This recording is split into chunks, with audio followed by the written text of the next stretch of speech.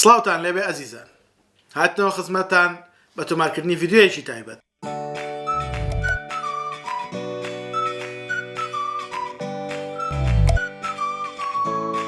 بۆ ئێوەی ئازیز، بۆ ئەوەی بڕگە و بابەتەکان بە وردی بە شێوازێکی ڕێک و پێک سەبارەت بە زانکۆڵاین و بڕگە و بابەتەکانی گواستنەوە دابەزین بۆ ئێوەی ئازیز ڕوون بکەینەوە. من سرود خورشید، فەرمانبەر لە سەرۆکاتی زانکۆی پۆلیتەکنیکی هەولێر و ئەندامی لیژنەی ڕاوێژکاری لە زانکۆی پۆلیتەکنیکی هەولێر لە تۆماری گشتی لە خزمەتتان هابین. ئێمە بەڵێنماندا بوو یەک بە یەک بڕگە و بابەتەکان لەبارەی زانکۆڵاینەوە بۆ ئێوەی بەڕێز شی بکەینەوە لەسەر بەڵێنی خۆمانین. بەڵام ئێستا لەبەر ئەوەی کە وەرزی گواستنەوە و دابەزینە، واتە نەقڵ و تەنازل، ئینشاءڵڵا لە 11 مانگی حەوت واتە لە یەکشەمی داهاتوە دەست پێ ئەکات بۆیە بە باشمانزانی سەرەتا ڤیدیۆکانمان تایبەت بکەین بە بڕگە و بابەتەکانی گواستنەوە و دابەزین. مەرجەکان ڕێنمایەکان چین بۆ ئەوەی ئێوەی ئازیزیش باشترین سوودی لێ ببینن، چونکە ئێستا وەرزی ئەو بابەتەیە. لە خزمەتتان هابین. ئێمە وەکو گروپی ئاسۆی زانکۆ،